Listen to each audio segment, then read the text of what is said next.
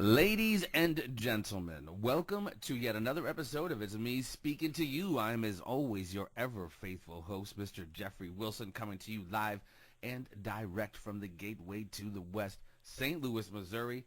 And today, ladies and gentlemen, we have on some wrestling greatness. Ladies and gentlemen, this is an individual who I've been following for quite a while, who, as an individual myself, who is a big fan of professional wrestling.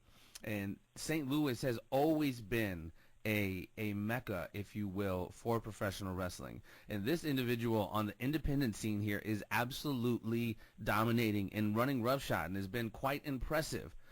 He's actually been traveling the country, which is even more impressive because he's really getting himself out there and putting over some very great work. And to note prominently on his resume, ladies and gentlemen, he is the former Dynamo Pro heavyweight wrestling champion. Joining us on the program today, ladies and gentlemen, is the one and the only Mr. Mike Outlaw. What's up, sir? Hey, what's going on? Thanks for having me. Thank you for having me. Oh, no, absolutely, man. No, thank you for taking the time, brother. I know you have some big stuff coming up.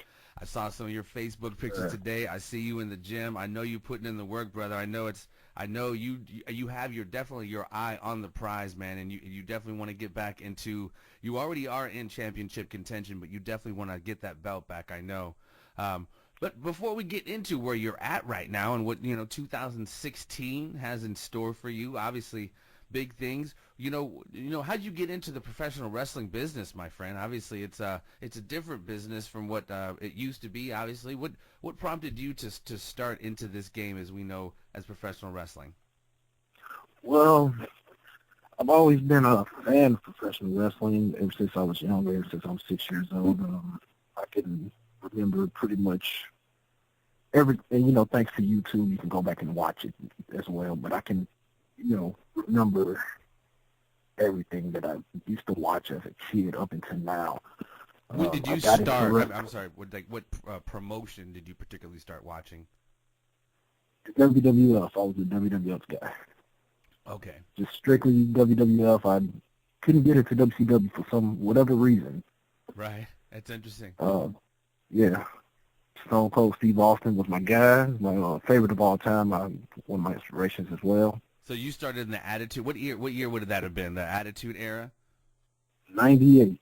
Oh, okay. Yeah. That makes sense though, because that's when they really kind of switched everything up. So if I was a kid at that time, I would have saw it too. But yeah, as a kid growing up in that, we've talked about it, the old Crockett days, boy. There was nothing like it. But no, I'm sorry. Go ahead, bro.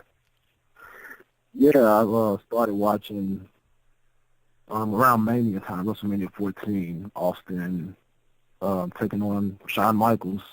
And I just remember the whole build-up going into that, and then Austin finally winning. And then from that point on, I was just hooked every Monday night. They had a willing disciple after that point, obviously. Yeah, that Attitude Era, man. I don't know. How old would you have been at that point, if you don't mind me? I was 6 years old. Oh, gee, Merry Christmas, man. So you got hooked in early. Oh, my goodness. Yeah, so you were a baby. Yeah, so I mean that era, a 6-year-old getting broken on the Attitude Era. That's definitely interesting. But I mean, obviously, it left an indelible mark on you. What were some? I mean, particularly, are you one of those folks who you remember certain rumbles, certain manias, certain pay-per-views, and the number of the do you remember? Do you have a certain match and that really stands out to you as something as a great one? Not just one, but you know what I mean? Like your Mount Rushmore of matches. You're talking about from that time period or just in general? Well, yeah, I guess that is kind of a broad one. In general, what is your Mount Rushmore of matches? When I say Mount Rushmore, I'd say top 5. What would top 5? Even though Mount Rushmore is 4, I understand. Yeah, right. It would kind of push the limit a little bit. Right. 5 matches. Other than yours, and I should have said this. No. And I am sorry. I'm derelict of my duty.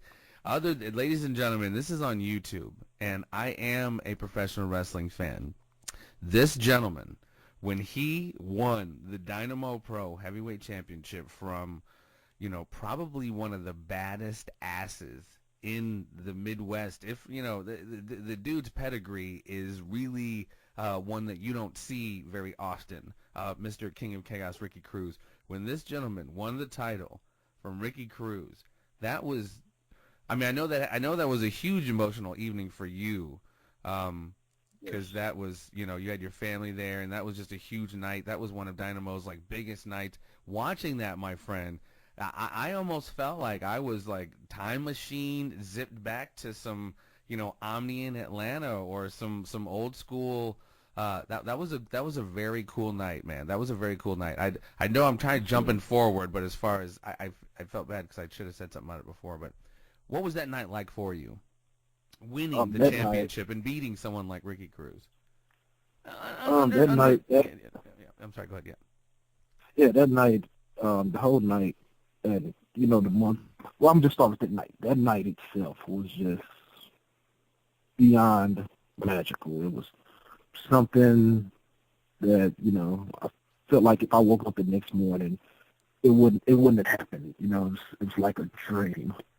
That night, And of I course, you had woke up that next morning with that belt in your arms, yes, right? yes, yes, and then it hit me. And this is for real. Ricky Cruz, a guy that I have a lot of respect for, the utmost of respect for, who's helped me out in more than one way. Taking me on the road with him, and when I was training, he was coming down to help me out, and just doing whatever he could for me. So to be in the ring with Ricky Cruz, and be able to, kind of like a passing of the torch moment, and then having all of my family and friends there, it was really a special moment, No, because absolutely.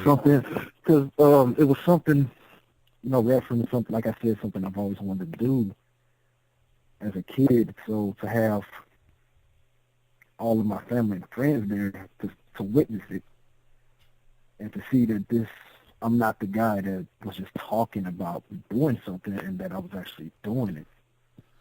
Yeah, I mean, and there's definitely no more defining moment in doing it than winning the Dynamo Pro Heavyweight Championship, and then against pretty serious odds, you did it, and then, like I said, sitting there watching that, man, it was so cool to see, not just excuse me, not just for the promotion, but for you, and or not just for you, but the promotion, like all this, it was a very very cool night, man, and it was obviously a sign of things to come, and letting everyone know that roster is meaning business as it relates to championship contention. You know what I mean? Like you said, people Yes. probably slept on you. You're not the biggest guy in the world, but you got skills, brother. You know what I mean? You can definitely Thank you you, put it thank you you, put thank in the you. work, and that's really it was a cool defining moment for you, and I was really happy for you. Coming up here in 2016, man, what's going on here? I know Dynamo Pro is returning to the Stratford Inn coming up. What do you got coming up here soon? And I know you had some recent matches. What's been going on for you since the New Year's popped off? For me, well, upcoming, like you said, I have a fatal four-way, a chance to get the Dynamo Pro title back. Yes. Um, I also have a show in where is it? North Dakota, a double shot, which is two shows back to back. The same weekend in North Dakota. Um, then I actually have a couple of dates coming up. WLW, which is Harley Race's Yes, promotion. yes. I hope to Yeah, get so, Leland Race. Leland Race is Harley Race's son. I hope to get him on the program sometime soon. Shout out to yep. Leland. And then a couple of places here and there. Just trying to get my name out wherever I can go. Yeah, you definitely been traveling, man. I know you took a trip down to Memphis, man. Memphis has always been a hotbed of professional wrestling. Like back in my day, I know that Memphis territory is now gone. You need to, and I probably told you this already, but you should check out a documentary called Memphis Heat. I think it's called the Memphis Heat, the story of Memphis wrestling, and it's so dope. I mean, it's just all the old school, Jerry Lawler, Jimmy Valiant, Jim Cornette.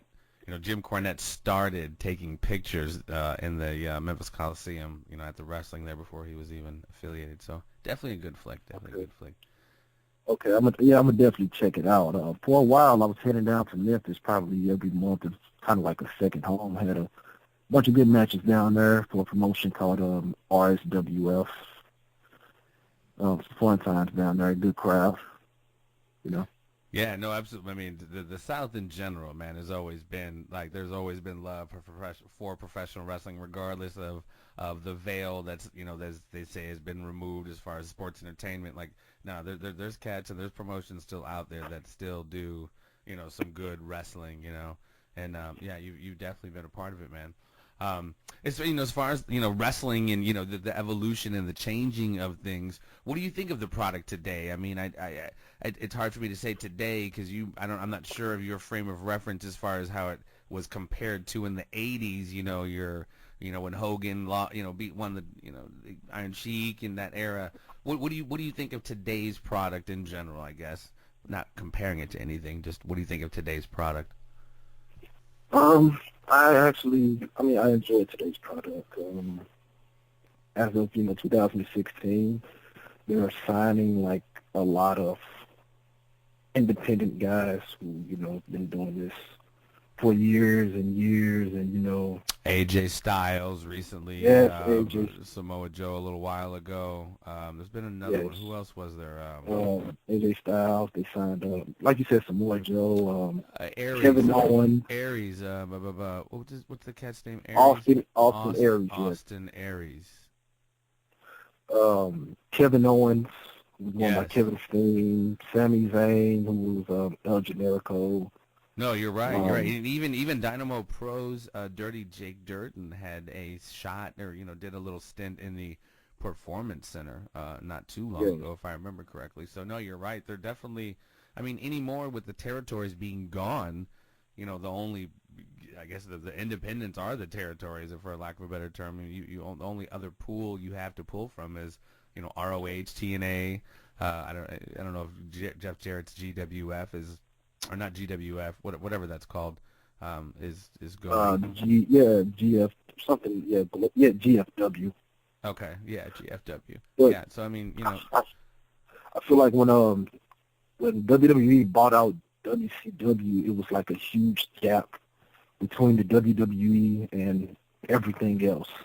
And now I think over the last year, the last few years or so, the indies have kind of made a rise, have risen, kind of like making it kind of like the territory days. But of course, WWE is the clear-cut top.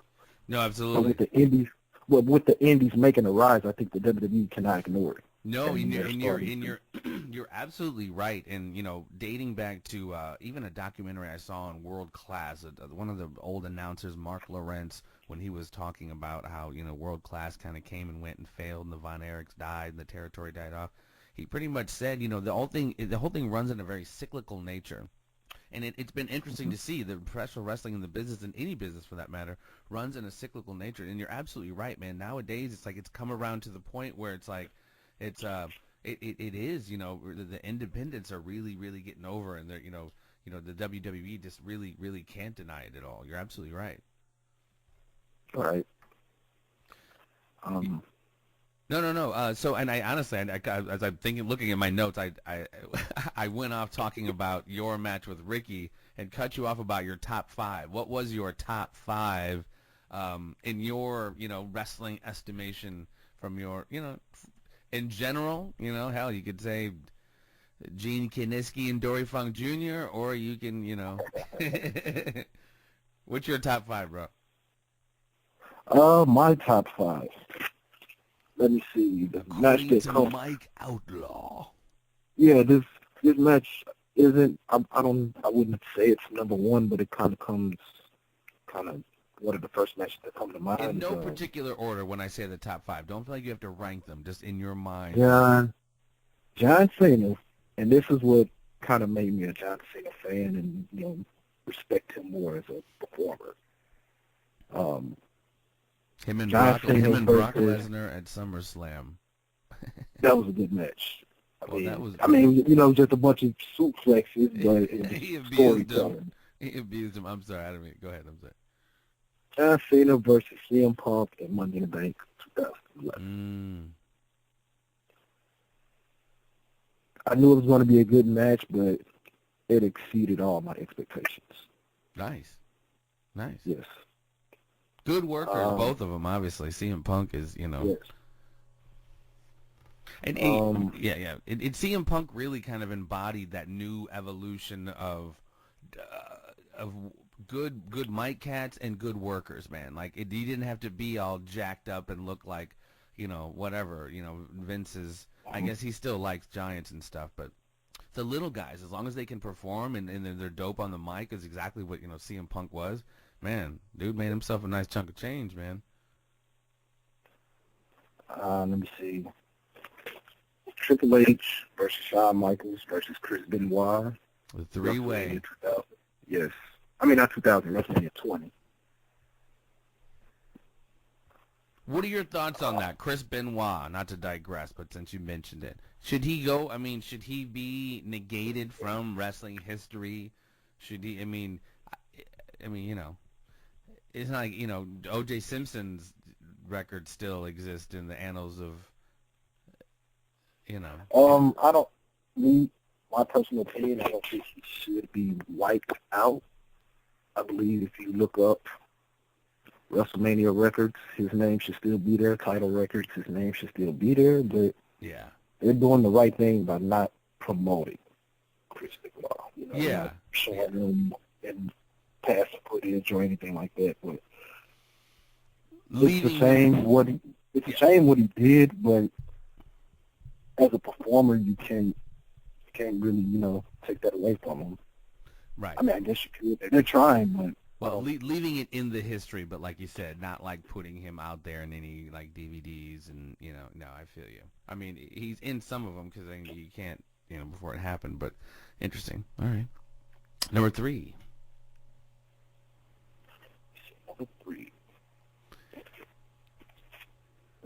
See, my era would number 1 would have already been like Ricky Steamboat, either Ricky Steamboat Flair or Ricky Steamboat Macho Man WrestleMania 3.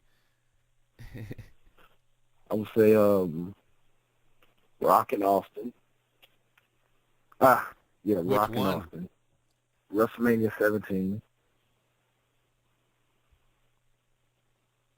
And The Rock just made a nice triumphant return, setting up obviously for WrestleMania at Raw on Monday. Yes. I caught that.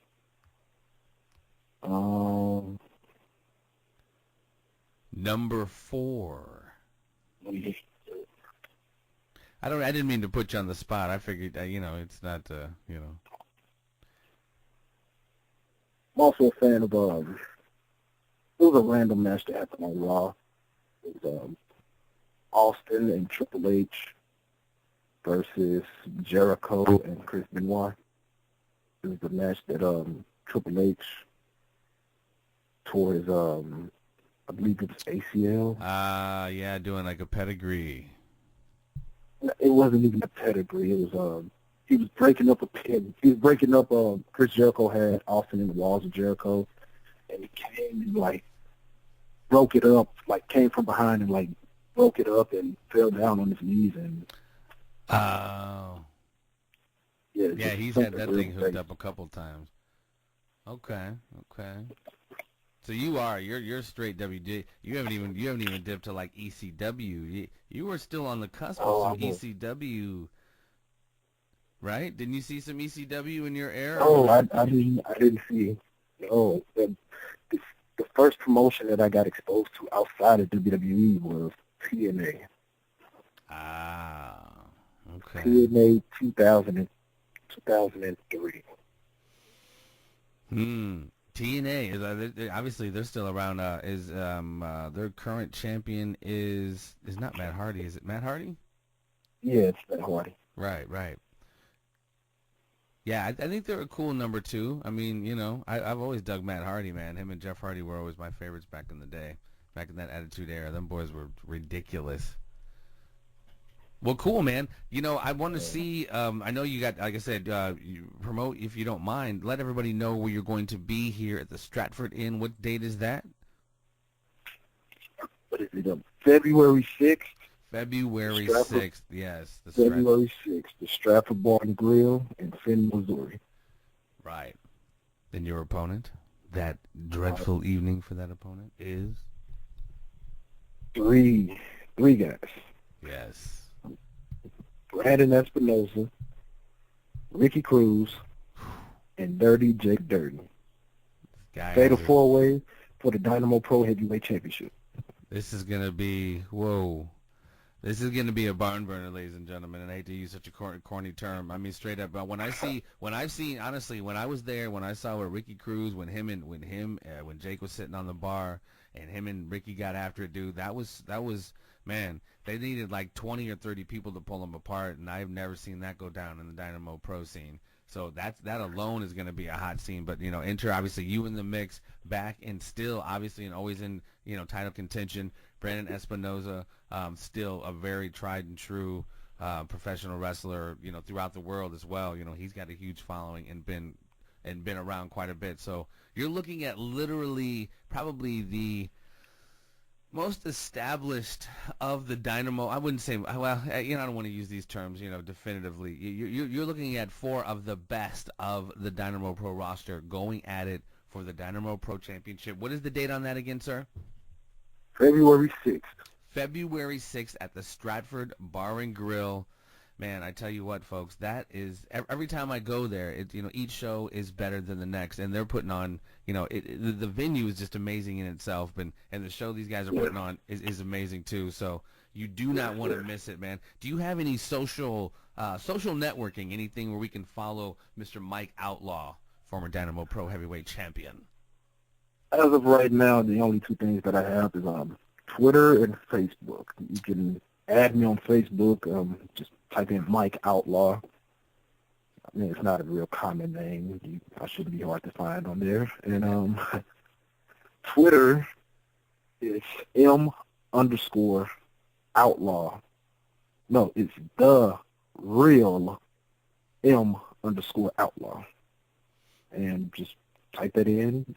Right on. Yeah, you say only, like that's all you need sometimes, brother. A good Facebook following and Twitter following, man. You are definitely on your way, man. Yeah. Well, I know. I'm sorry. Go ahead. No, I was going to say I know. I need to go ahead and get with the times and give me an Instagram, and you know. Yeah, no, absolutely, man. I mean, and you have the following for it, bro. So definitely maximize, like I tell cats, man, maximize that digital footprint, man. And there's so many different platforms for it. I mean, you got people, you know, Instagram tends to be more for the kids, and you definitely have a market for that, man. But you got your fan demographic is young and old, so it's like, yeah, you definitely want to, like I said, throw that net out as wide as possible, brother. Absolutely. But you know, I'm going to let you slide, man, but before I do, my friend, I have to let you get down in the old conspiracy triangle of doom. It is. Yeah, it's very dangerous. It's a very dangerous situation, and I hope you will survive, my friend, but I think you will be all right. It is very simple. 3 questions that I ask you, and you answer them to the best of your ability, obviously, and you can answer yes or no if possible, or you can expound if possible. It is certainly up to you, my friend. Okay. Are you ready? Are you ready? I'm always ready. Always ready. He is always ready. It's Mr. Mike Outlaw, ladies and gentlemen. Here we go. Question number 1. Question number 1 is this. Do you, sir, believe in the existence of extraterrestrial intelligence? Man. And I don't mean little green men. No. I'm not saying it like little, you know what I mean? Like in this universe, is there anything else out there? Are we the only ones out? Are the only ones doing it? Well, I can only go off what I see. So as of right now, I don't believe there's anything out there. Nothing. Nothing. I don't. As of right now, I can only go off what I see. So in this infinite universe, it's all just cold space except for our interesting little speck that's there. I would say so. All right. Well, there's no right or wrong answers here, ladies and gentlemen. This is the conspiracy triangle of doom. This is where it all gets wacky. Question number 2, sir, if you are prepared. Now, this is definitely before your time, but I know you've heard of it. I'm asking you, do you follow the official version, the official story, if you will, of the events of November 22nd, 1963? We're talking about the assassination of John Fitzgerald Kennedy by Lee Harvey Oswald. I don't know if you heard the story. The official story is him in the building with the rifle, 3 bullets, and, he did the deed. And then, of course, we have the other side, which is people say other things, conspiracy things, conspiratorial.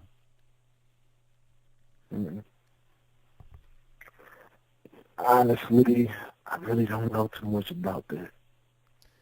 Really don't. I just go off, what I was taught in school, that John F. Kennedy was assassinated. That's all I ever. Yeah. So you never delved too much deeper into that particular subject, which is fine. Not many do. But yeah, now that you bring that up, I just might have to. I'm gonna have to check deeper into that. Well, you should.